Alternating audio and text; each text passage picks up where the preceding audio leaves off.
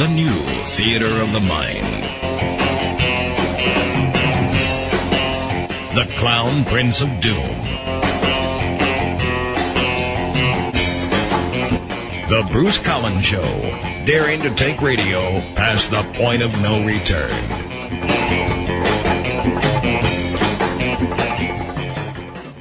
Welcome back to the Bruce Collins Show. We're very glad to have you join us.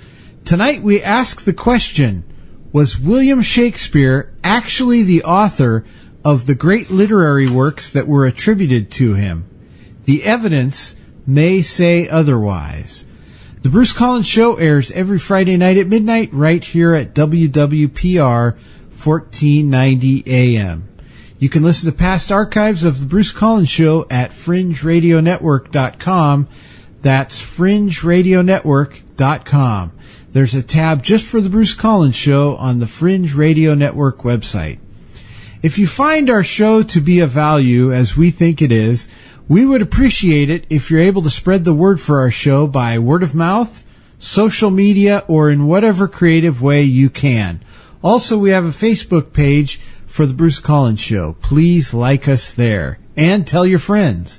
And you can email the show at bruce_collins_show@AOL.com. Drop us a line. The Bruce Collins Show has a new YouTube channel. Go to youtube.com, put in the Bruce Collins Show in the search box, and you will be led to the Bruce Collins Show YouTube channel. Please subscribe, listen, and please share our free videos with our thanks. Speaking of that, I'd like to introduce my co-host. He's a former contributing editor for Defense Watch magazine and a former contributor to the Michigan Journal. In 2006, Chad ran for a seat in the U.S. House of Representatives in Michigan's 14th Congressional District. He served 7 years on active duty with the 82nd Airborne Division, 2nd Infantry Division, and the 5th Special Forces Group. He's also the founder of Sling and Stone Outfitters, and you can find out more information about Sling and Stone Outfitters and more information about Chad Miles at his website, chadmiles.com. He's radio's lethal weapon, Chad Miles. Hey, Chad, welcome back to the program. Hey, Bruce, what's going on? Oh, a little of this, a little of that, a little microphone here, a little microphone there. How are you doing? I'm doing great. It's still a little chilly for springtime. And you're eating chili, apparently. Anyway, it's good to be here. Excellent. Hey, I'd like to remind our listeners that we are broadcasting tonight on WIFE 1490 AM. Yeah, that's right. We're broadcasting on We're broadcasting on WWPR 1490 AM, Chad. What are you doing? Well, I promised my wife I'd mention her on the show tonight. Do you want our show to get pulled tonight by the program manager? It's WWPR 1490 AM. Now, Chad, do we have any news this week? Well, I'm glad you asked, Bruce, because we do.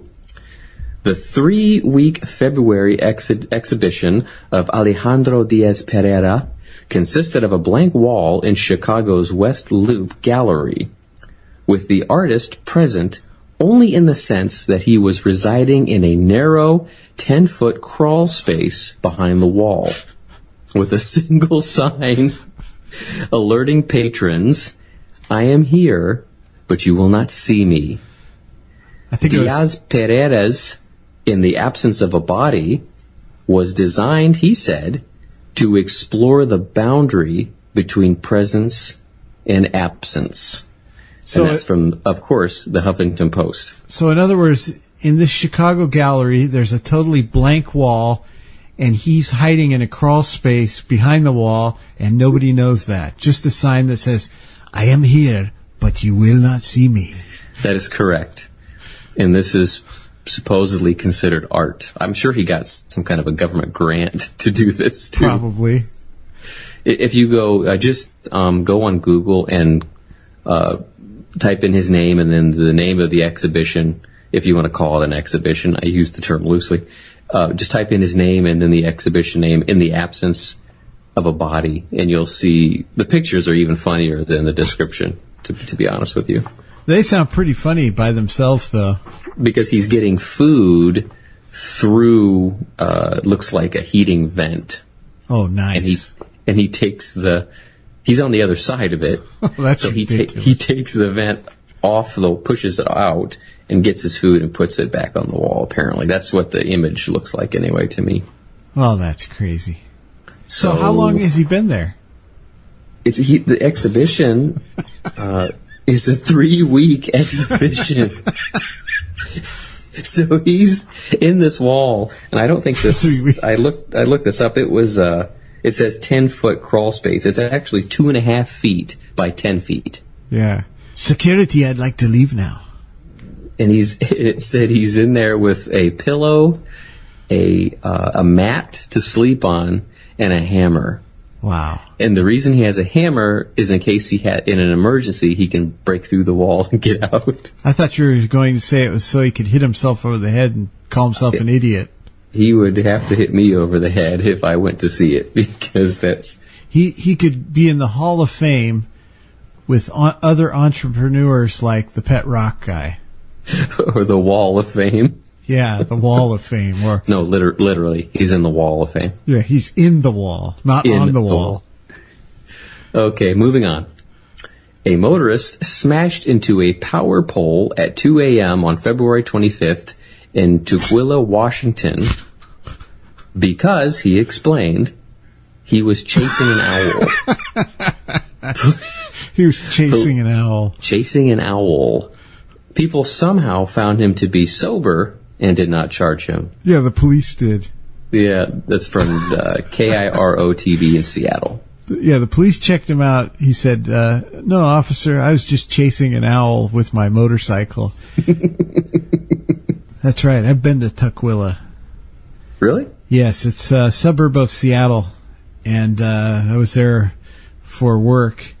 And it rained 4 days, and on the 5th day it snowed. Deputies in Santa Rosa County, Florida, arrested Kevin Barber, 37, after he fled on foot from a recent traffic stop.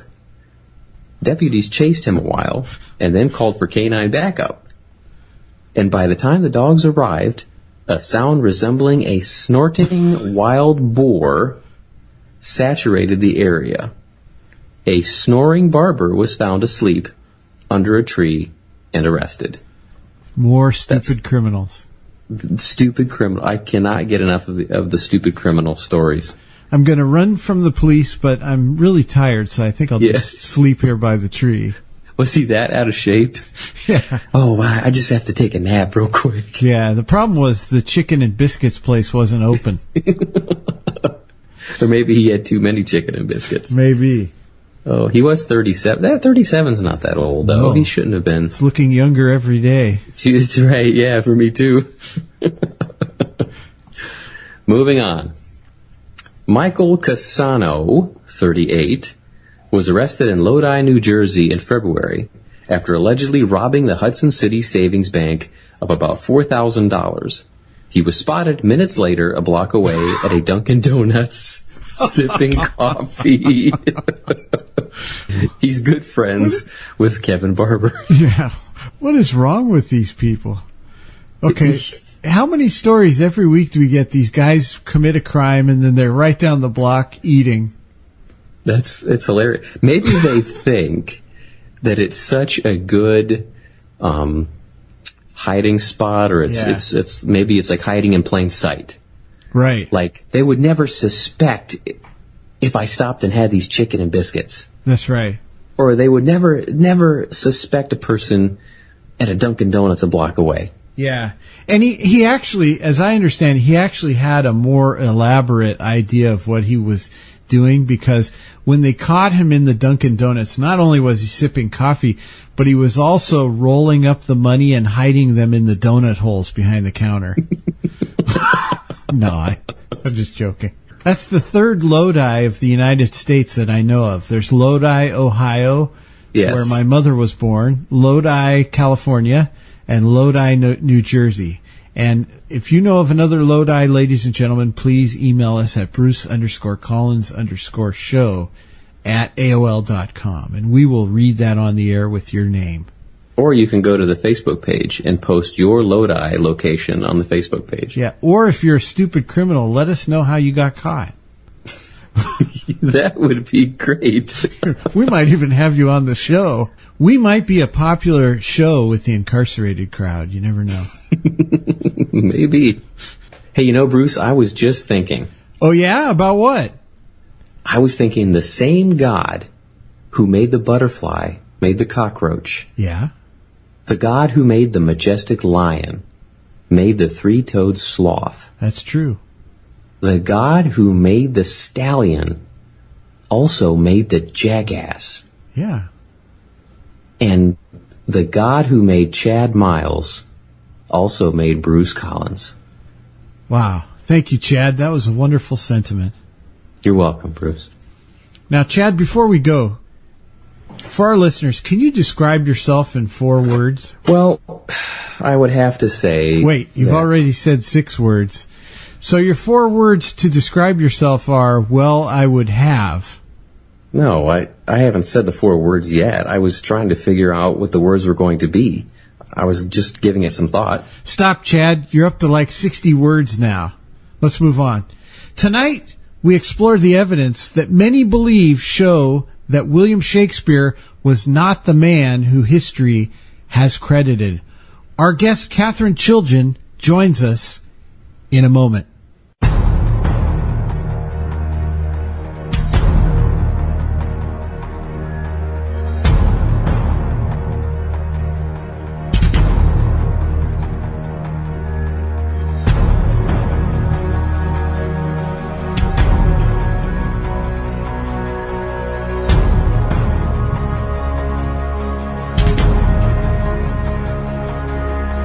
And later this month, on April 23rd, we will be honoring William Shakespeare's birthday. But was the man we know as William Shakespeare the author of some of history's most celebrated literary works? My guest, Katherine Chiljan, says no. After hearing a prominent English professor insult doubters of the traditional Shakespeare on national television, Katherine was inspired to write the book Shakespeare Suppressed, The Uncensored Truth About William Shakespeare and His Works.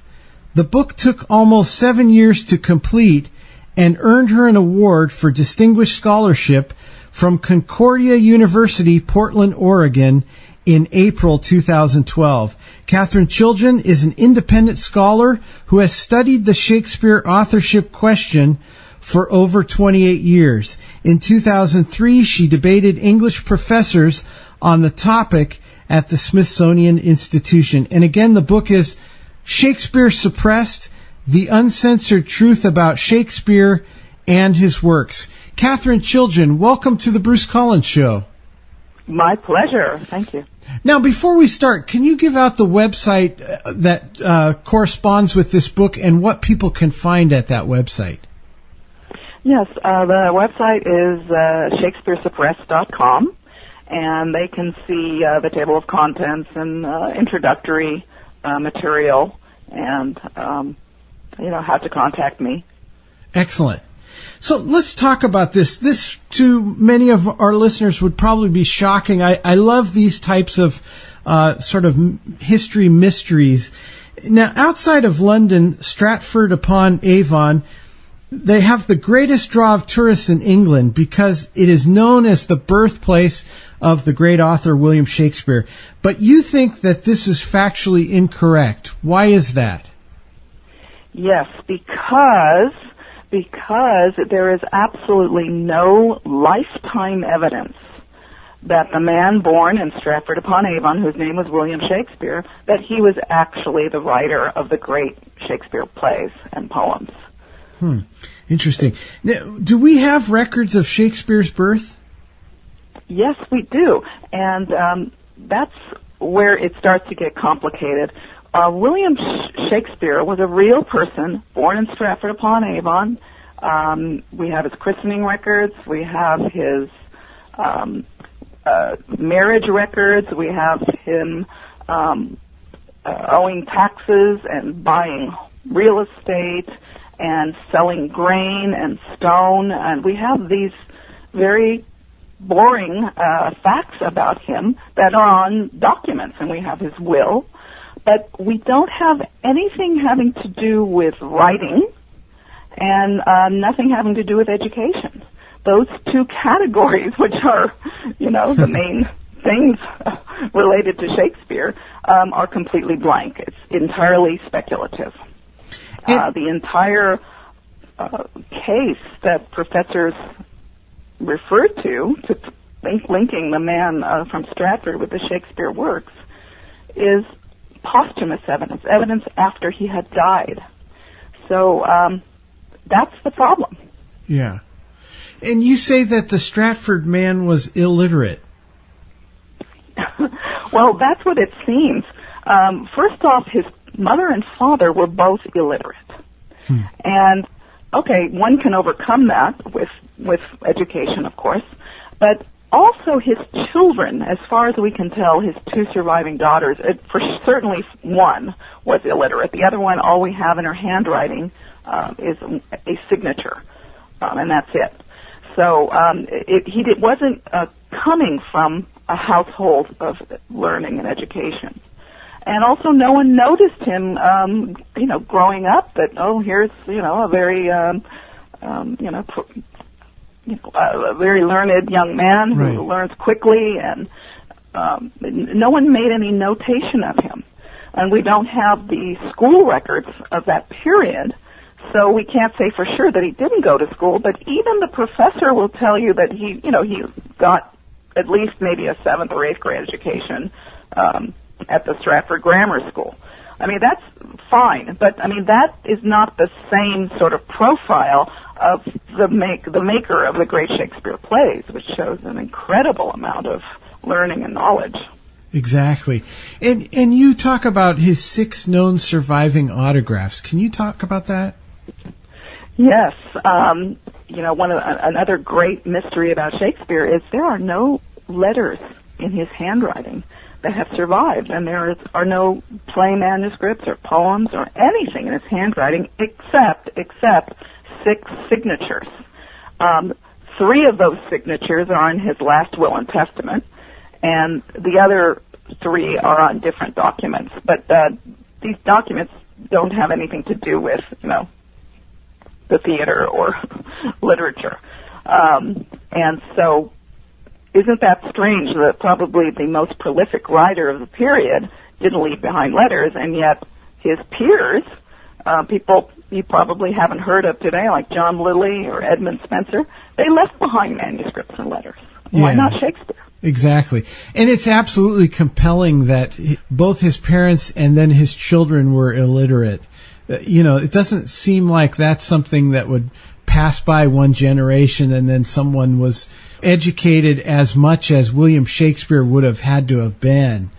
And also, wouldn't we have to say that not only was this person learned, but they also would have had to have visited many other parts of the world and had traveled extensively? Yes. Many of the Shakespeare plays take part in Italy. And it's not just a random location. If you really examine the plays deeply, as several Italian scholars have done, they have found specific points that you had to have been there to know about, and certain details that you just couldn't pick up in a tavern or pick up just chatting with somebody. You had to have been there. And there is no evidence that the man from Stratford had left the country. I mean, you had to get permission to leave the country. So how did he acquire this knowledge? How did he acquire French language? How did he acquire Italian language? How did he acquire ancient Greek? I mean, those were languages that were not taught at the local grammar school. And did he ever claim he was the author? Yeah, no, he did not. And that's a very good point. He didn't claim he was the great author. His surviving children never said anything, and even his surviving grandchild, which was his last descendant, she didn't say anything.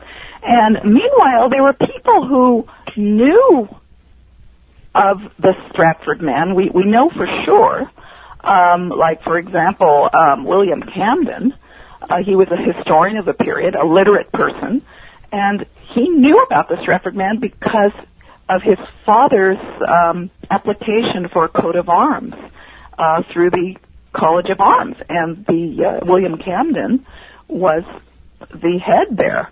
So he certainly knew of the Shakespeares of Stratford-on-Avon, but when William Camden, this historian, later wrote a book praising several poets of the period, he did not include William Shakespeare. So that was, he didn't associate William Shakespeare with Stratford. Fascinating. And he liked William Shakespeare, but he didn't associate him with Stratford. Yeah, that's very interesting. And I want to remind the listeners, the book is Shakespeare Suppressed, The Uncensored Truth About Shakespeare and His Works by Katherine Chiljan. And Katherine, wasn't Shakespeare a working actor or writer trying to earn a living?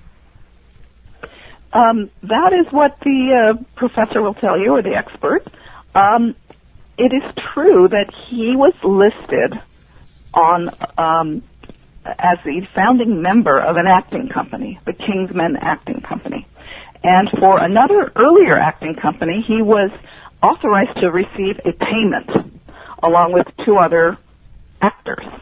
So, he appeared to be involved in the theater, but we don't have any payments for William Shakespeare having to do with writing. So that is the important point. I mean, the experts will say, oh, well, here's a William Shakespeare who's involved in the theater. Of course, this is the same guy, Yeah.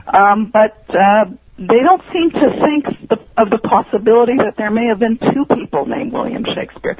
One who was the Stratford man, who was probably, in my opinion, an investor, like a moneylender in a way, and one who was using a pen name. And that's what my book's about, pretty much trying to show everybody that William Shakespeare was really a pen name for somebody else.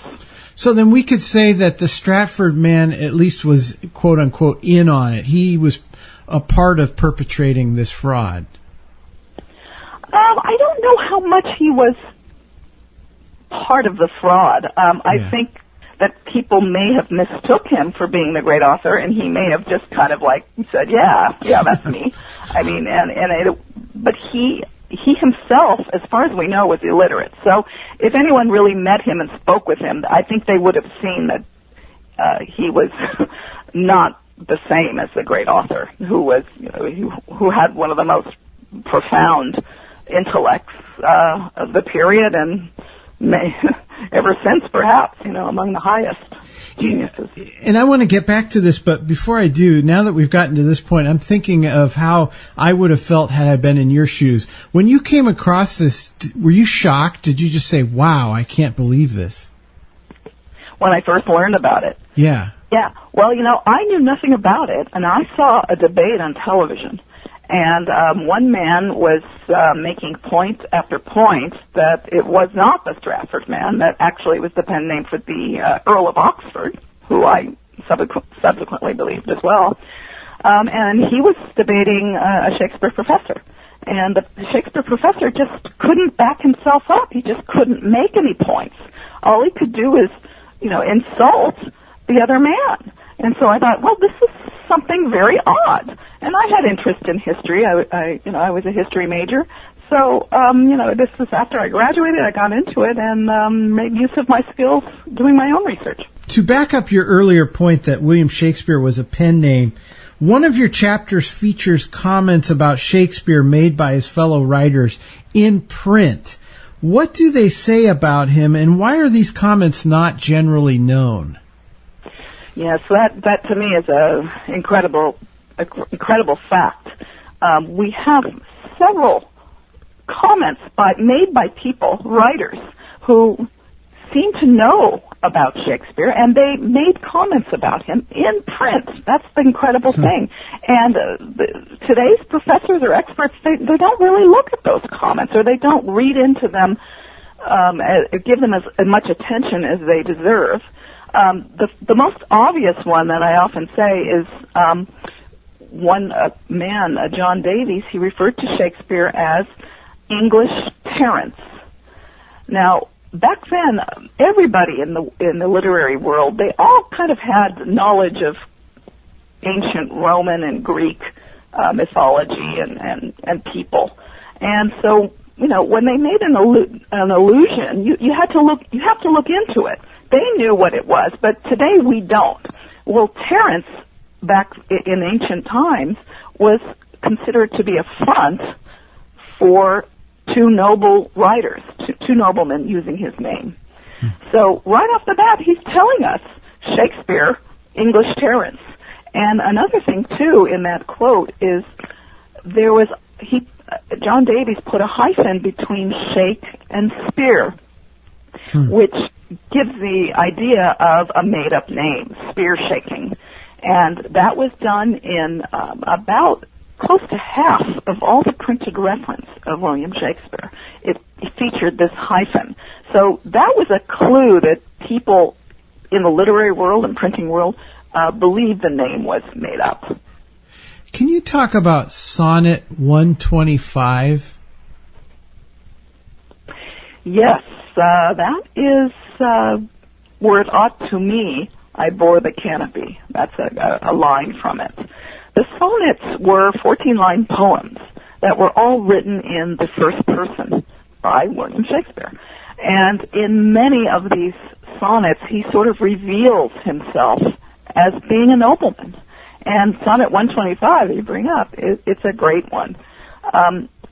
When he says, were it aught to me I bore the canopy, it only meant one thing. It meant holding a canopy over Queen Elizabeth. And to do that, to be one of the four people holding a canopy over the Queen while she's sitting in some sort of carriage, to do that was a great honor. You had to be a courtier or a dignitary of some sort, or nobility. And yet here you have supposedly the humbly born Stratford man saying, in essence, to paraphrase, was it anything to me that I held the canopy?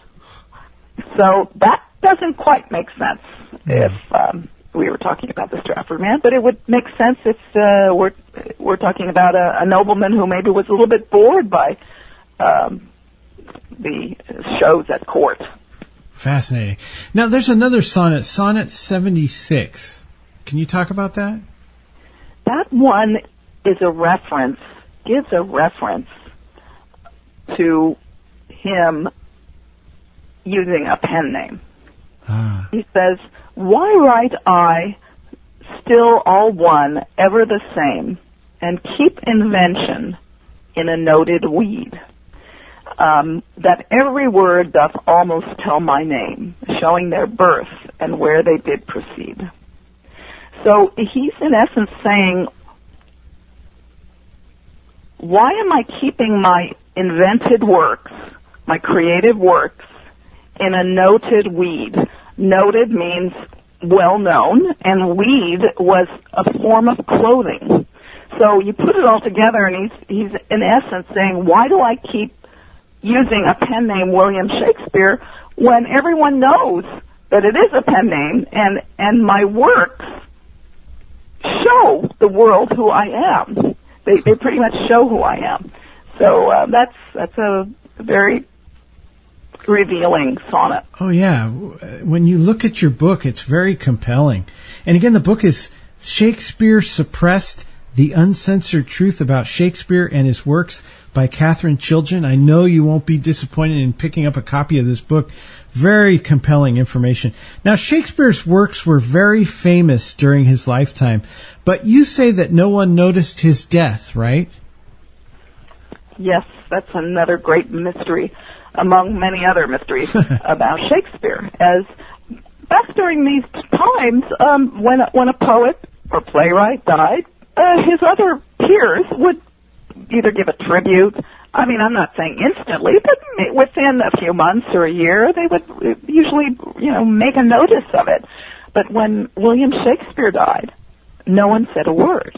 And that's especially odd because his works were very, very famous and went through many editions, especially his poetry, like Venus and Adonis. That went through many editions. So the name was famous and very well respected. And yet, 3 months before the Stratford man had died, another playwright had died. And what happened? His literary peers made note of it, and he was buried in Westminster Abbey, which was a tremendous honor. But that didn't happen for Shakespeare. No one said a word about his death. No one made a tribute to him until 7 years after the Stratford man had died. So that, again, doesn't show that the Stratford man was a great author. Right. Why do you suppose that for many people it's hard for us to accept that something isn't what we were taught? And why do you suppose that I think as a society sometimes we don't want to accept that maybe we don't actually have the truth about a subject like this? Yeah, it's very hard to bust myths, bust, something that's so ingrained in our culture. It's been pounded into us for almost 400 years that William Shakespeare was the man born in Stratford-on-Avon, and consequently that little town, which is about, I think, 90 miles north of Oxford, is number 2 as far as tourist destinations. Everyone wants to go to Stratford-on-Avon, but there's no lifetime evidence that connects him to the works. And my book shows this in detail, and it also shows how the myth began, and that happened after his death. Yeah. Now, most of us had to read Shakespeare in high school and in college, and then we've read it of our own accord. And then if you read the biographies of Shakespeare, there are many of them, and you say that they're 90% speculation. Why is that the case? Yeah, it's unfortunately that's the case as far as trying to understand his literary biography. Mm-hmm. I mean, like I mentioned, we do have facts about him that he was a real person, and he did live, and his children lived, and they were all real people.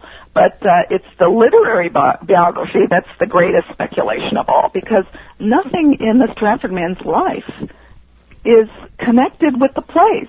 You just don't see any. There's just a disconnect between the two, and that's why they have to speculate. They have to speculate that he was inspired to write The Merchant of Venice because he may have saw the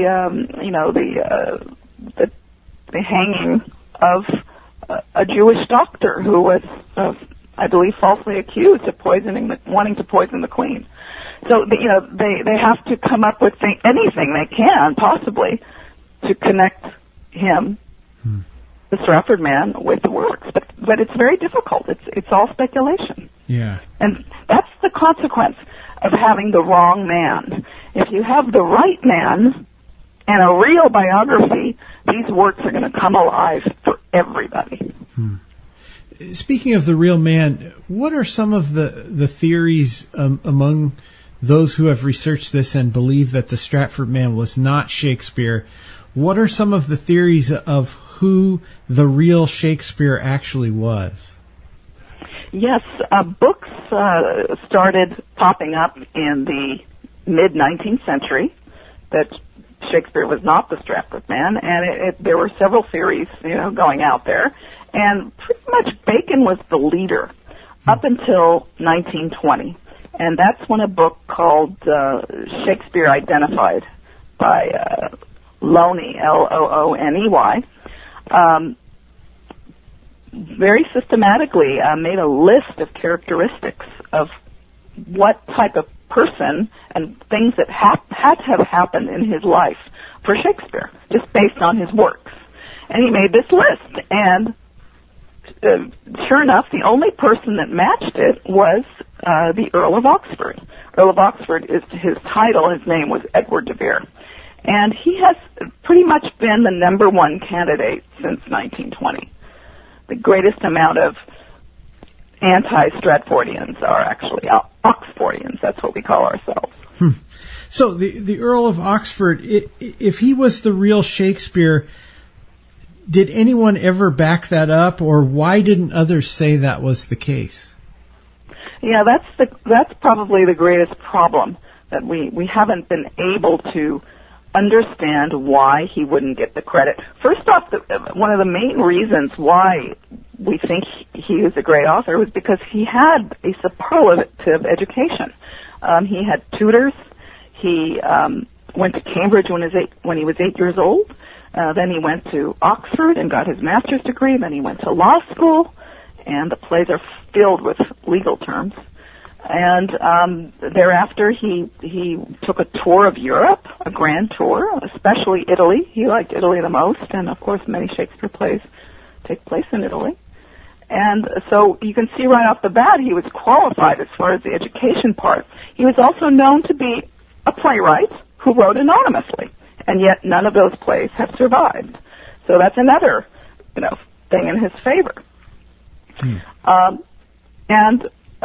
He seemed to have known, in the Shakespeare plays, for example, in Hamlet, whoever the great author was, he knew high people at court, like, for example, Lord Burleigh, who was Queen Elizabeth's top minister. Well, Lord Burleigh was the Earl of Oxford's father-in-law. And many historians see a connection between Lord Burleigh and a character in Shakespeare's Hamlet named Polonius. So, these are just a few things that to me, make it sure that he was the right man. Why didn't he get the credit? Well, during his lifetime, nobility, he was the top of the line as far as nobility goes. It was very important to keep one's reputation. And writing plays and poetry was back then considered something frivolous. So during his lifetime, he purposely kept it quiet. He purposely didn't want people to know. But after his death, he should have gotten credit. The play should have been written and published in his name. Published in his name, printed in his name.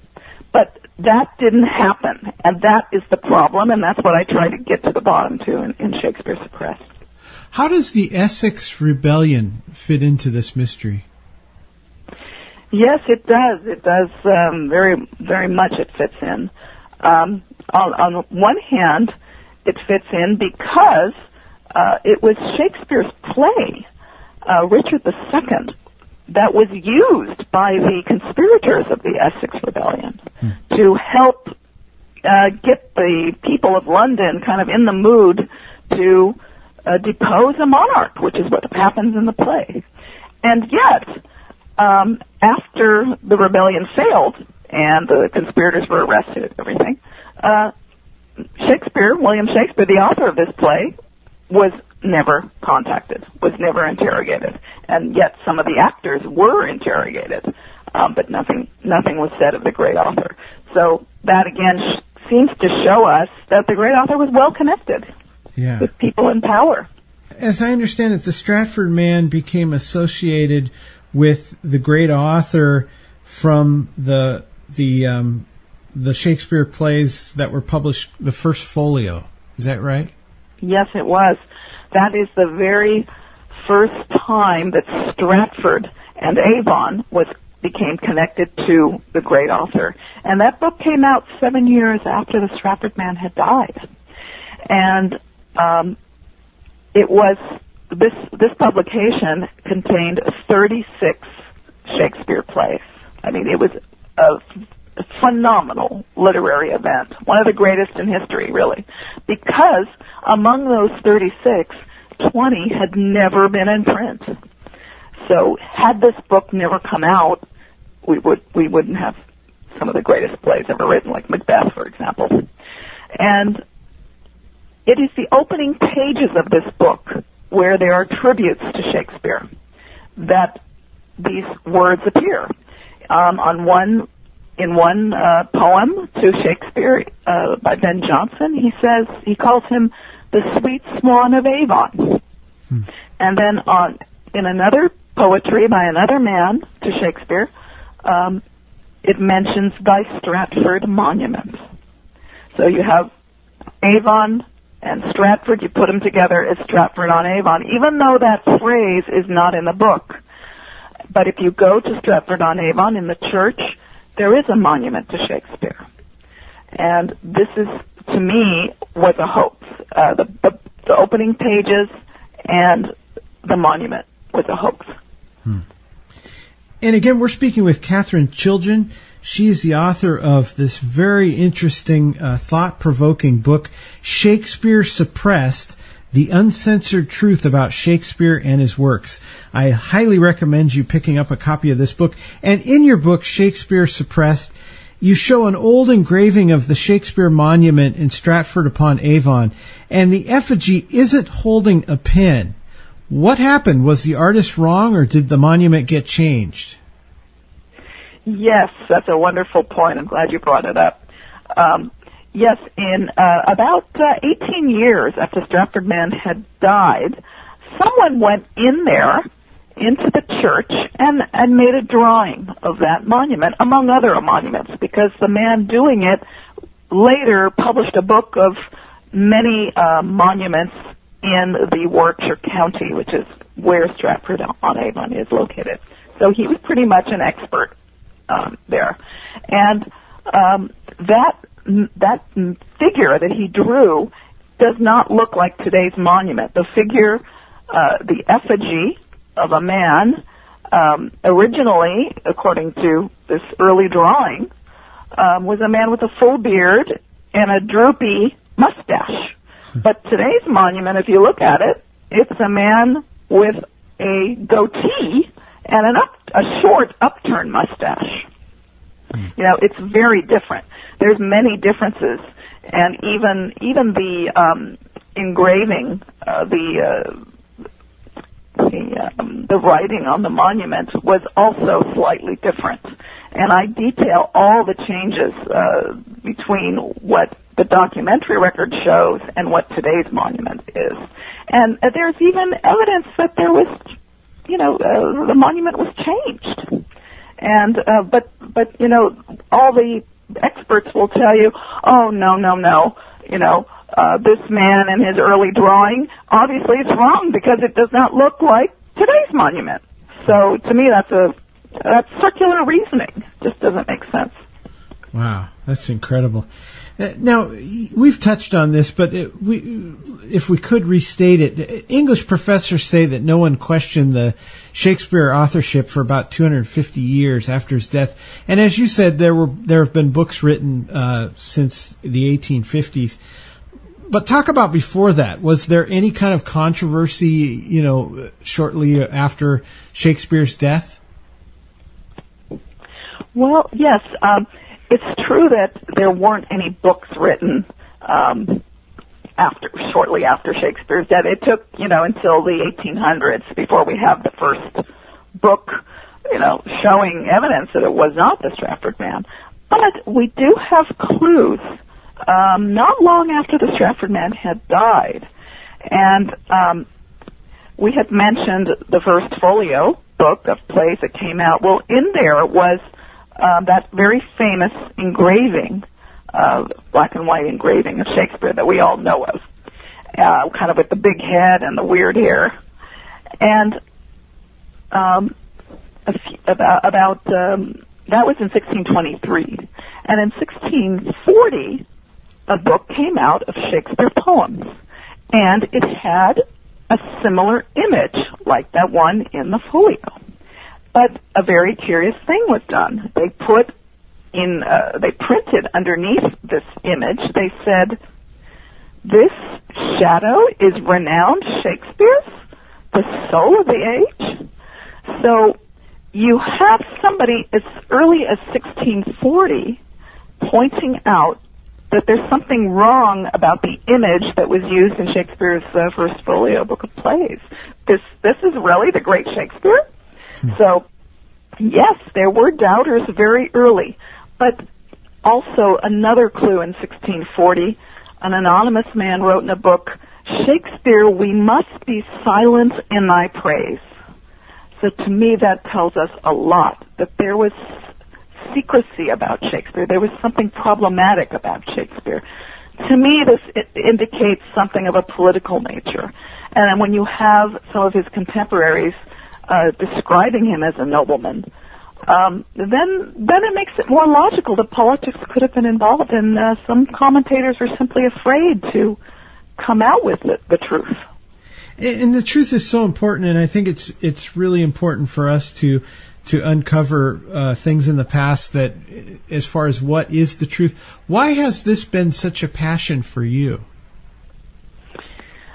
Well, it's the greatness of the man we're talking about. I mean, we're just talking about one of the greatest, prodigious, creative geniuses of all time. Yeah. I mean, we speak Shakespeare every day, and we don't know it. He invented close to 2,000 words and expressions like neither a borrower nor lender be, or, there's many, many phrases. You just read Hamlet, and it's full of phrases that many of us just say and don't know. I mean, he was greatly influential. For the last 400 years, he's inspired so many other creative works. He was an amazing genius. He deserves the full credit of his works. And if you even look in one of his sonnets, he kind of expresses his knowledge that he was not going to get credit for his work, that my name be buried where my body is. And, that's very, very deep, very sad. I think he wanted the world to know who he was, but he seemed to know that the world wouldn't know who he was. Right. So, I think it became my passion because I want to help get him justice. Yeah. Yeah, Shakespeare's contributions to literature have been immeasurable. And you look at a lot of modern works and works through the last several hundred years, many of them are just modern day variations of stories that Shakespeare was writing, back then. So it's his influence is everywhere. Some say he was the inventor of the novel. Yeah. Another contemporary writer said, after God, Shakespeare created most. It was James Joyce said that. So, he deserves this sort of attention, Yes. If we don't have the right biography, then we can't interpret the works in the right way. And I think people who love Shakespeare, and there are many, they're missing out on knowing the real man. When I give talks, often the first thing I'll throw at the audience is, what do you know about William Shakespeare? And as far as his personality and personal life, they're almost quiet. I mean, all they'll say is maybe he was an actor, or he's from Stratford, and that's about it. I mean, a biography is generally not known in the public's consciousness. So, whenever I took a class, like, for example, an art or literature class, the first class usually would delve into the author's life or the painter's life. Where did he learn his craft and everything? Nothing like that is known about Shakespeare. It's all speculation. Amazing. So, as I stated, my opening statement was April 23rd is the birthday of William Shakespeare. So that is the birthday, April 23rd is actually the birthday of the illiterate Stratford man? Well, yes. Actually, his christening was April 26th. Huh. So they figure that it was usually a few days after the birth. So that's why they came up with April 23rd. But really, it's not exactly known the exact day. Wow. And supposedly, he also died on that day, which is interesting. Yeah. But actually, April is the right month to celebrate Shakespeare because the real Shakespeare, who I believe was the Earl of Oxford, he was born on April 12th. So... Fascinating. And what? It still holds a little bit. And was it just irony that you won your award in April 2012? Well, not really. Actually, usually it was a conference, a Shakespeare conference that's held every April. I see. So that's when I was given the award. And again, the book is Shakespeare Suppressed by Katherine Chiljan. Fascinating book. Now, this controversy's been going on for over 150 years. Why won't it die or get resolved? Yeah, it will not die because there is no proof, because it really is a theory that the great author was the Stratford man. And more people are learning about it, and they're asking questions. And the more people know about it, the more they're not going to accept that he was the author, and they're going to start demanding that the professors or the experts of Shakespeare give us the proof. A very interesting thing is that an organization offered the Shakespeare Birthplace Trust in Stratford-on-Avon a £40,000 donation if they would agree to prove their case in a mock trial. But they declined this offer, which is very odd. I mean, if it's so obvious, if it's so overwhelming proof that the Stratford man was a great author, why wouldn't they accept the donation? And there's many people who doubt the Stratford man, and I would encourage listeners to go to doubtaboutwill.org, and you can learn about that reward that was denied, and see very many famous people who have signed up, over 2,000 people, many of them who have higher degrees, who doubt that the Stratford man was a great author.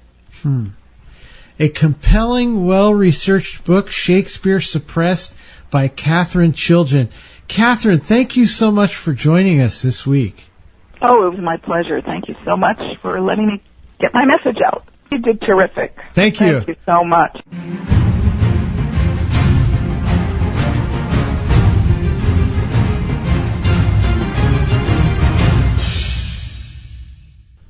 Hello, ladies and gentlemen. This is Bruce Collins at The Bruce Collins Show. Thank you so much for joining us each and every week, Fridays at midnight on WWPR 1490 AM. We would ask that you would support all of your favorite charities that help to spread the gospel, clothe the needy, and feed the hungry. You can do that as thanks for listening to our program. We ask of no monetary payback from you, only your listenership and your dedication to making the world a better place. Thank you so much for listening.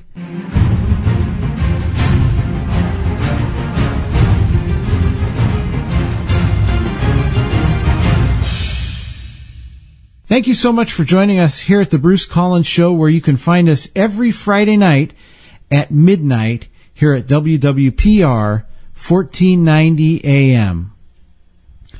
Remember, God loves you. We do too. Don't give up.